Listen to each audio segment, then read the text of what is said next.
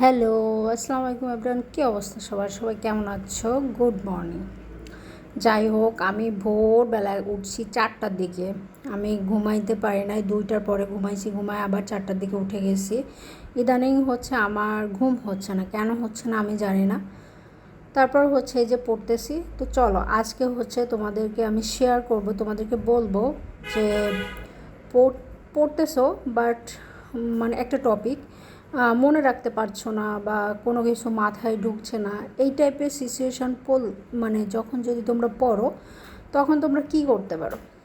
তো তখন হচ্ছে তোমরা মানে আমি সবাইকে বলবো যে যে টপিকটা পড়তেছো ওর পাশে একটা খাতা এবং কলম নিয়ে বসবা।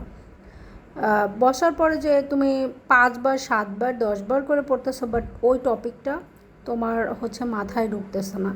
তো আমার ক্ষেত্রে যেটা হয় যে আমি আর কেন হয় এটা, কারণ হচ্ছে যখন আমরা পড়তে বসি তখন আমরা ওই পড়ার মাঝখানে ম্যাক্সিমাম সময় হচ্ছে অন্য কিছু ভাবি, তার জন্য ওইটা আর মানে মনোযোগ দিতে পারি না আমরা। তার জন্য হচ্ছে দেখা যায় যে 8বার 10বার পড়ার পরেও একটা টপিক হচ্ছে মনে থাকছে না বা মনে করতে পারছো না, এরকম কিছু।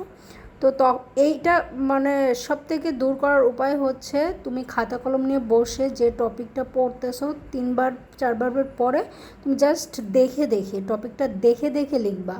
তো যখন তুমি লিখবা তখন তোমার মাথা মানে মাথা কিন্তু কলমের দিকে চলে যায়, ঠিক আছে?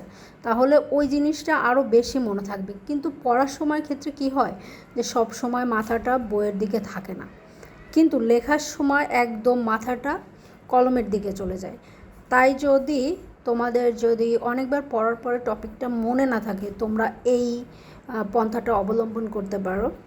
আর এই যে আমার পড়তে পড়তে 8টা বেজে গেছে, আমি টার্গেট নিয়েছিলাম হচ্ছে 8টা পর্যন্ত পড়বো, একদম 5টা থেকে। তারপর আমি অফিসে গেছি, অফিসে একটু কাজ ছিল সেটা শেষ করছি, 11টা বাজে। সবাই ভালো থাকবে, আল্লাহ হাফেজ।